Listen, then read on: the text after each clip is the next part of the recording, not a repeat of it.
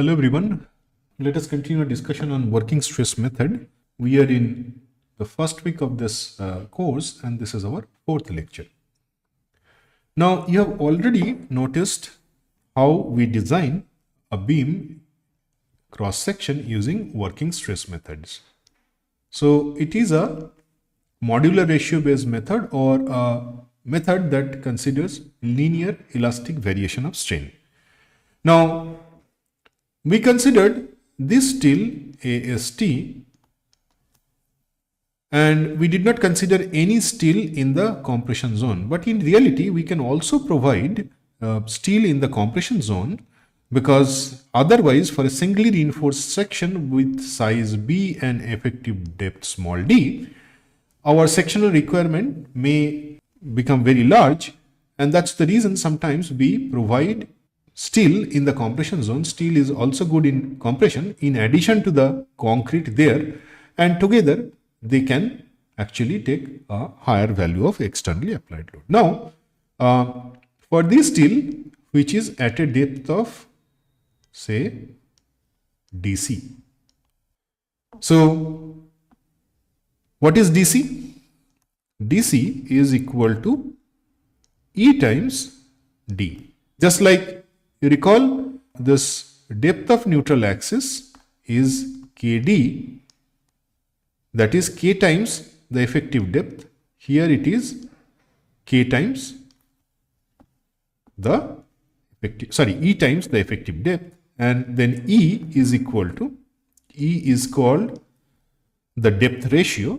Depth ratio is nothing but DC divided by D.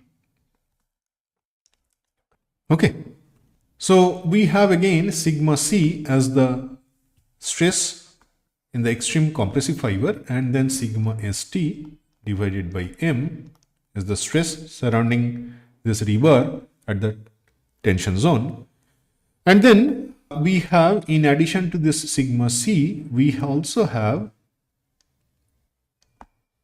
sigma ST in the compression zone. So let us call it sigma C prime. So sigma C prime is equal to sigma ST in the compression zone divided by the modular ratio, which is MC. Okay, it is in the compression zone. We'll define that in a minute.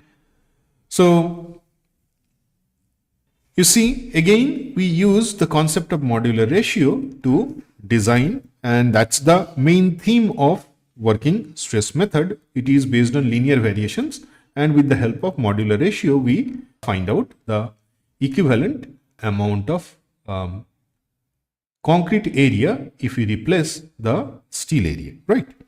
Now for IS code says MC is equal to 1.5 times M. So in this problem statement, we have two different types of steel. One is AST, another is ASC. ASC is the amount of steel provided in the compression zone. Now again, we start with the strain diagram, and this stress strain diagram, which is a linear variation. So we have sigma C divided by sigma C prime is equal to what? Is equal to KD divided by KD minus ED. So in other words, we get sigma C prime is equal to sigma C times K minus E divided by K. What we do, we actually convert this sigma C, that is the compressive stress of concrete in the extreme fiber, into this value to find out the stress level where we place this steel in the compression zone, that is sigma C prime. Now, because MC is equal to 1.5 N, what we have is sigma ST from this relation, sigma ST C is equal to what? Is equal to MC times sigma C, right? Sorry, sigma C prime. Now sigma C prime we have already derived, so we can put that back in this expression. So we'll get 1.5 m, that is MC, times we have K minus E divided by K times sigma C. So that is sigma STC. That means still in the compression zone, we'll have a stress of this magnitude, right? So we have derived that expression. Now, from the values of sigma C and sigma ST by M, we can write that sigma C divided by sigma ST divided by M is equal to what? This is equal to N divided by D minus N. In place of N, we can write KD. So we have KD, KD. Then from this relation, what we get is K is equal to M sigma C divided by M sigma C plus sigma ST. The same expression that we derived earlier for K. Now, if it is sigma C is equal to sigma CBC, that is balance section, if you recall, we need to replace this sigma C with sigma CBC. Now, not always we will get balance section. If not, then what we have to do? We have to find out the moment of this area in compression and moment of area in tension about the neutral axis. So this is the neutral axis, and that will tell us what is the location of the neutral axis, that is K, for an unknown values of sigma C or sigma ST. So let us do that.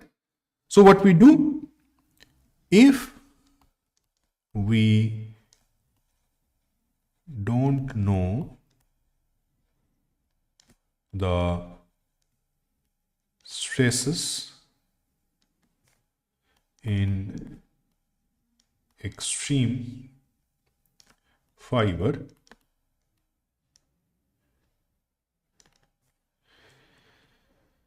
then we equate the moment of the compressive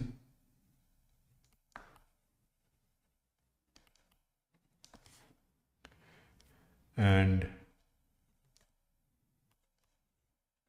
tensile area about the neutral axis. So if we do that from these sectional properties, we can find out that, so this is B times n square divided by 2. So B times n is the area of the compressive concrete times n by 2, plus we now have MC ASC times n minus DC. So n is the depth of the neutral axis, minus DC is where we have this m times ASC, that is the equivalent concrete area, and the lever arm n minus DC with respect to the neutral axis.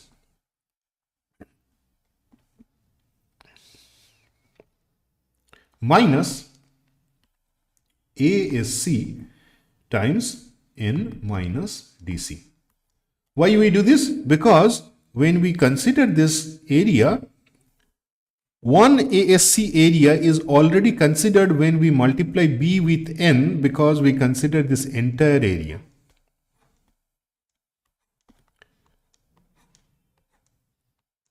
And that's the reason when you calculate the moment, we subtract this area because it is already considered in the first part. This is equal to M times AST, that is equivalent area, using modular ratio, times D minus N. So D is the total, effective depth, minus N is the lever arm of this area when we convert this into equivalent concrete, times D minus N is the lever arm. That's what we do here, right? So we get the moment about the neutral axis of the area in tension zone, right? Okay. Now we can solve this expression. So what we have here, B k square d square divided by 2 plus 1.5 m ASC times KD minus ED minus ASC times KD minus ED is equal to M AST D minus KD. So you can see this is a quadratic equation of K, and if you simplify, final expression you will get is BD by 2 K square plus 1.5 M minus 1 ASC plus M AST times K is equal to M AST plus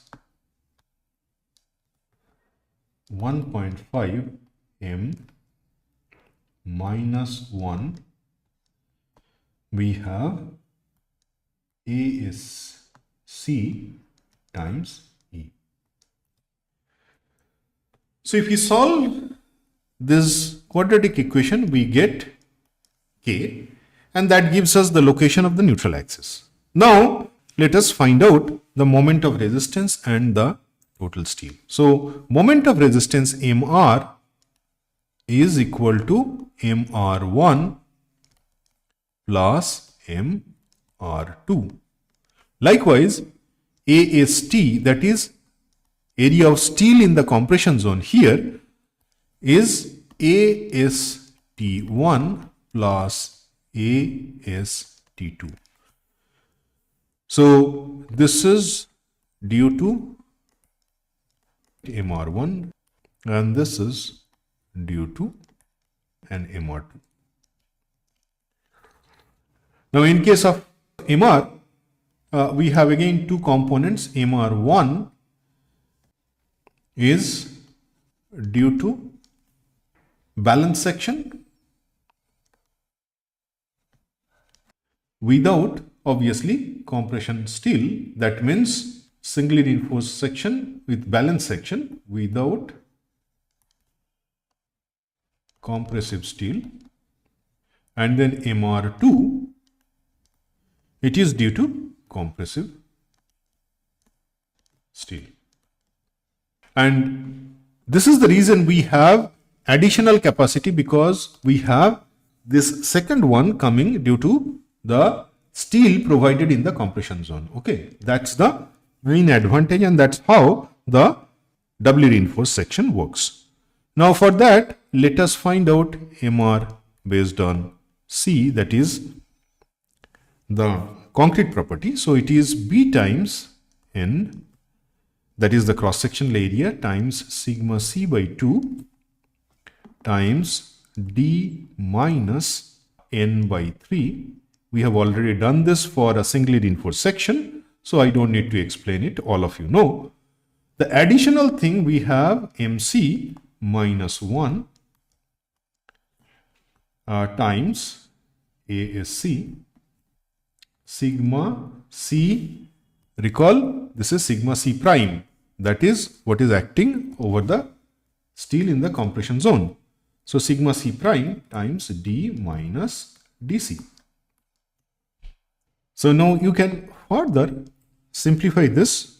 We have first part will be R BD square that we derived in the previous lecture, plus we have here 1.5 m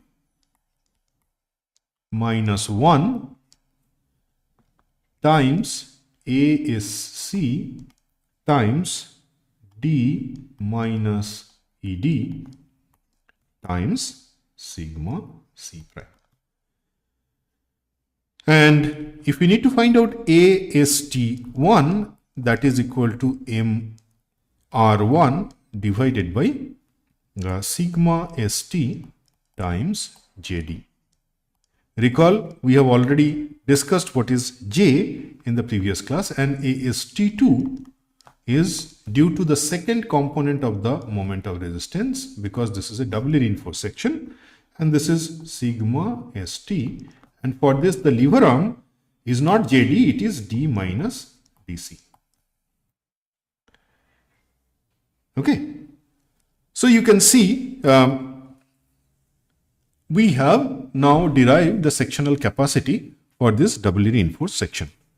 So we can also alternately determine the AST2 by equating the moment of equivalent concrete area of the compression steel with the moment of equivalent concrete area in the tension steel about neutral axis. Let us complete that exercise, because in this section we have an additional steel in the compression zone. So for that, what we have, if we equate those two, for AST2 we have MC minus 1 times ASC, that is the additional equivalent concrete area, if you recall, times N minus DC, is equal to MAST2 times D minus N. So from this expression also we can find out AST2, which is equal to 1.5 M minus 1 divided by M times K minus E divided by 1 minus K times ASC. So in the previous expression we have these two steels, and the last component is ASC, which is also correlated to AST2 here.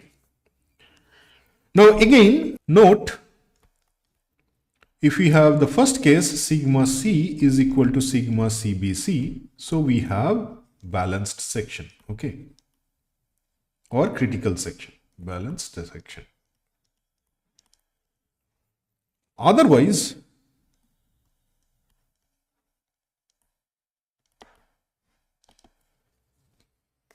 there can be two options. Case 1,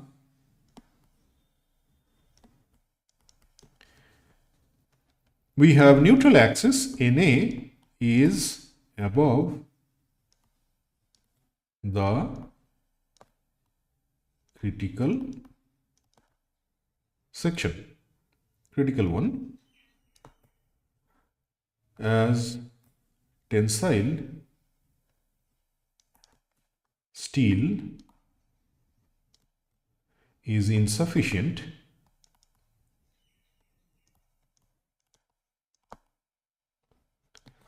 to balance the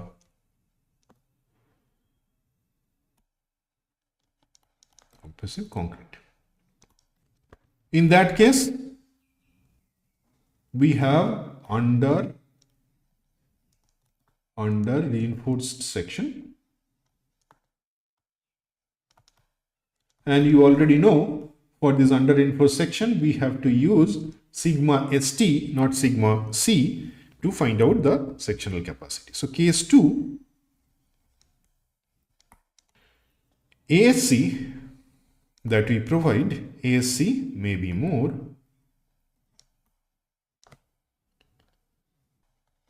than that required to balance AST2. Just note this equation. Here we balance ASC with AST2. Then again, even in this case, what will happen? Again, Na, that is neutral axis, will be above critical case.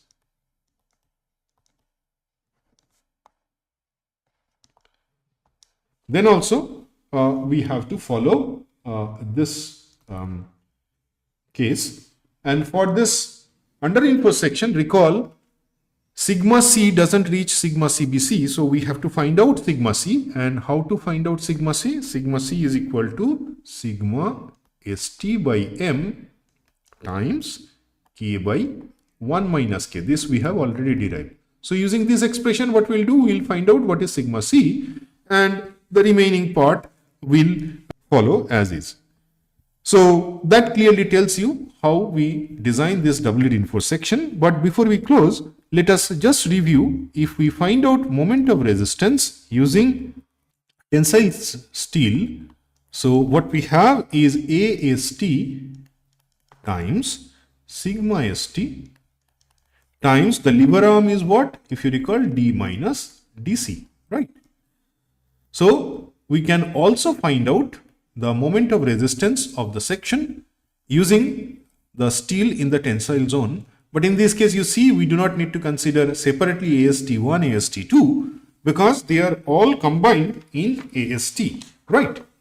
So let us quickly solve an example and we'll see how we can use this concept to design a doubly reinforced section.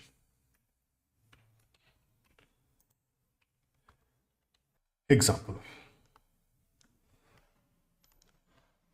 Find the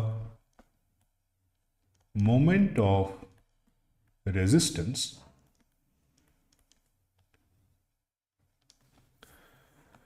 offered by a beam having dimensions 300 millimeter by 600 millimeter and made of M20 concrete and Fe 250 steel rebars. It has 4 25 diameter bars in the tensile zone and 4 16 diameter bars in the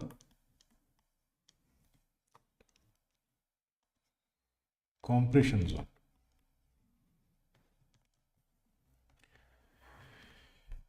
Clear cover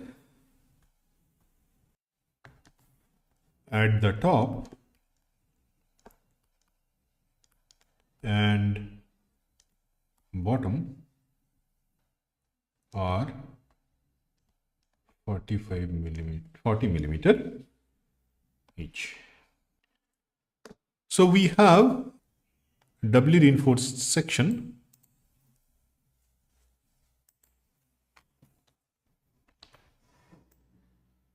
So here is the section, and then we have additional bars here.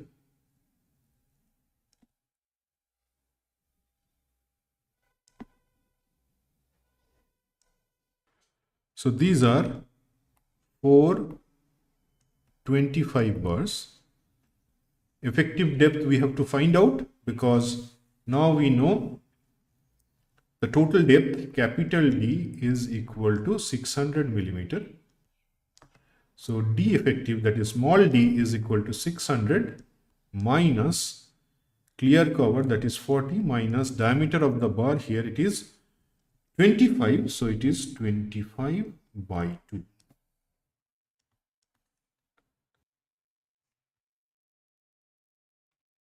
What we do, just slightly simplify this for our quick calculation. Let us assume that the clear cover here, the total cover is 40. Okay, and here also the total cover is 40.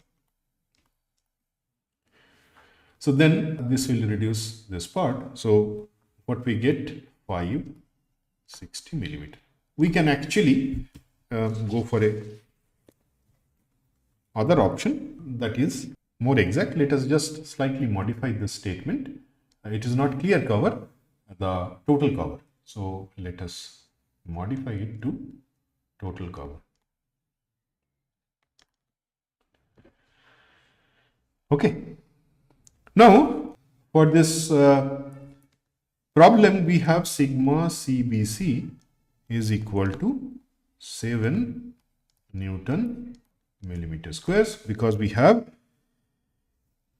M20 concrete, and then sigma ST is equal to 140 Newton per millimeter square, and modular ratio M is equal to 13.33. Okay, so now our next task is to find out ASC and AST. So we have here, let us copy this diagram. So this is 300, this is 560, and we have additional bars here.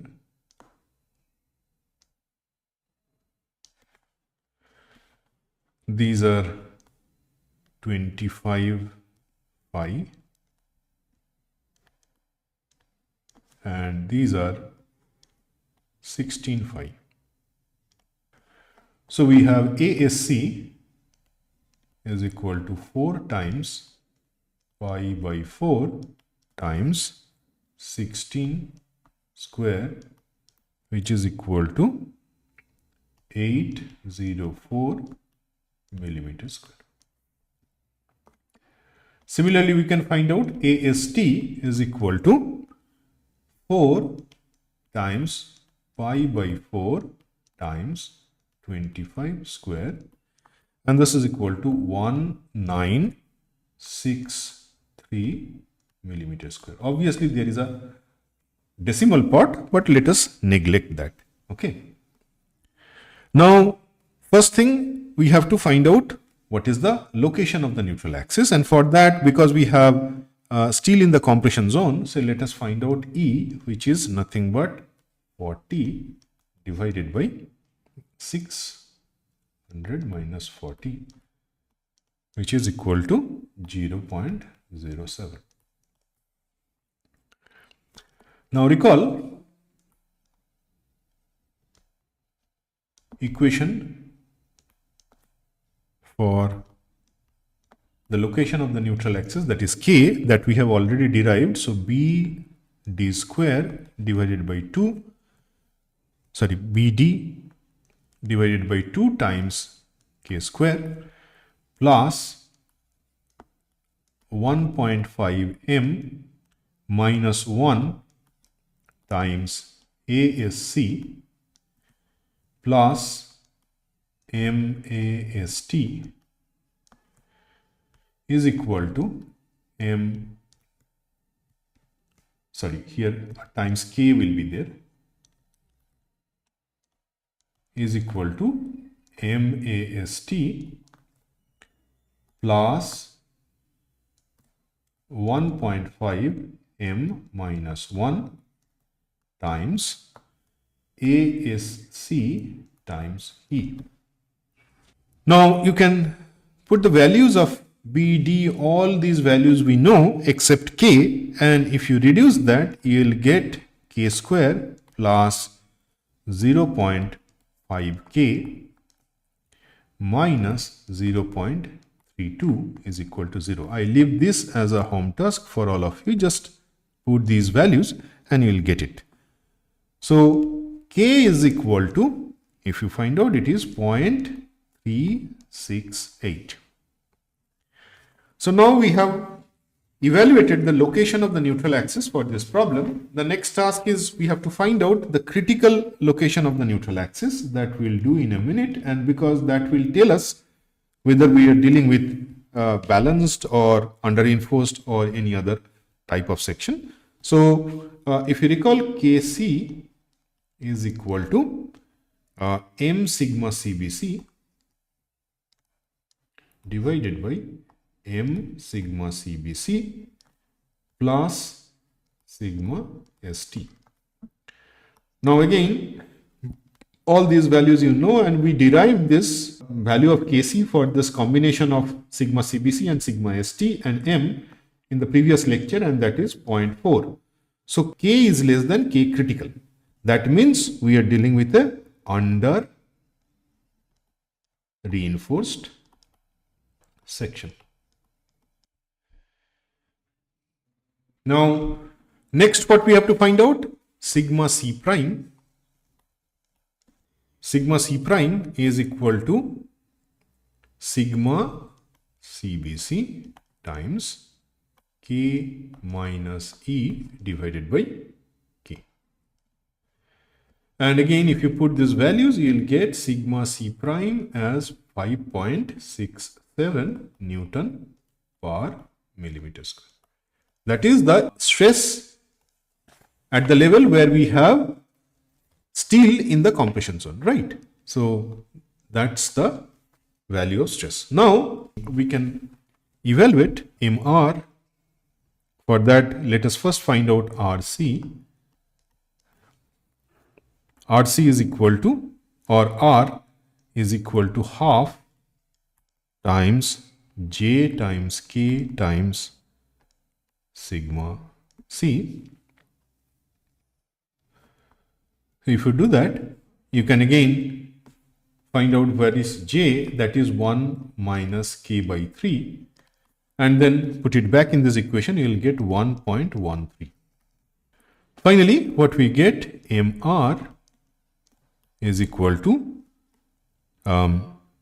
we have RBD square plus 1.5 m minus 1 times we have ASC times D minus DC times sigma C prime. So you know all these expressions, and if you put that, you will get 151.66 kilonewton meter. Again, I leave this as a home task for all of you just to check and cross verify. So what we get is the moment of resistance for this doubly reinforced section given in this problem. So that actually completes the exercise. Now with this example and the examples that we discussed in the previous lecture, you see how we can design a section using working stress method. Now, let us just quickly discuss working stress methods advantage and disadvantage, because we'll definitely not continue on this topic in this course. Our main objective is limit state method. So first we have to identify why we need limit state method. So first let us see the advantage of working stress method.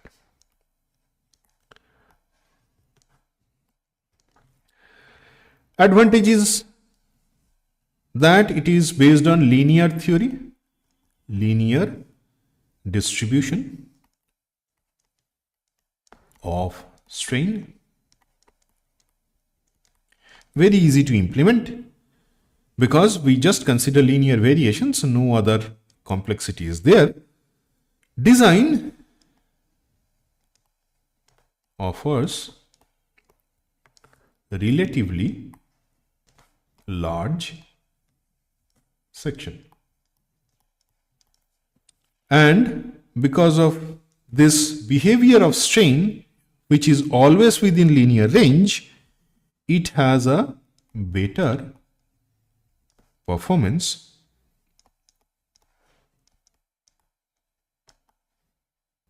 in serviceability condition. Serviceability condition, obviously under working load, that you have to keep in mind. That means this design offers less deflection, less possibility of crack, because we have a very large section based on this linear distribution of strain. So these are the advantage. However, the second point, you can see it as an advantage, you can see it as a disadvantage also, because we actually need a very large section. Why? Because we only consider linear variation of strain. We do not exploit the material property to its nonlinear part, and that's the reason we always remain within linear zone, and hence it is reflected in larger sections.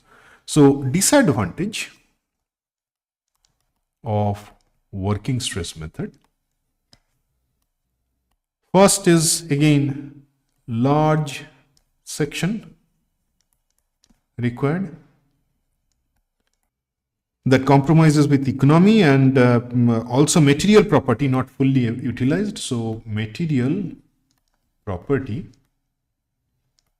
not fully utilized.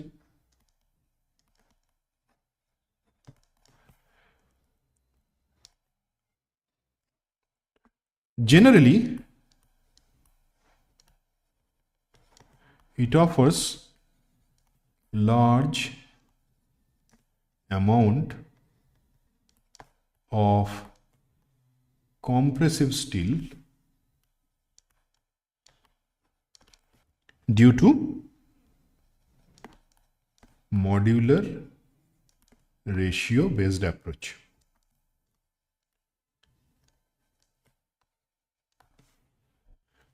And then the last one, it has limitations. So for the load modeling is considered, because different loads have different amount of uncertainty associated with it, which is not properly reflected in this design process. And that's the reason earlier I mentioned serviceability, better serviceability under working load only. Working load. Okay. For example, if you take dead load of the structure and then live load, they have different level of uncertainty, which is not properly addressed. And because of those uncertainties, there may be cases where this design is not satisfactory. And of course, because of the principle used, which is linear variation of strain, we have large sections, large amount of steel because of this modular ratio. And that's precisely the reason we need to modify this design philosophy, which was first proposed for reinforced concrete design. And today we have what is called limit state method. So limit state method.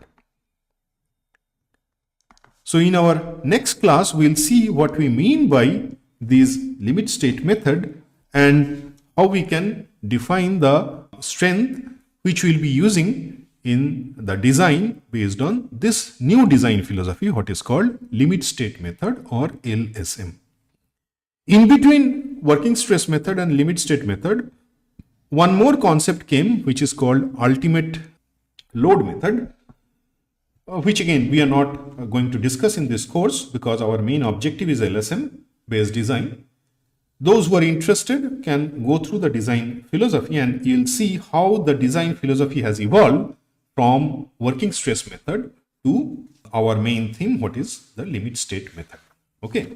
So in our next class, we'll see what we mean by limit state method, and then in the following week, we will see how we can use this method for the design of RC structure. First, we'll start with same singly reinforced beam cross section that we have already considered, and then gradually we'll move over to doubly reinforced section and then other types of sections.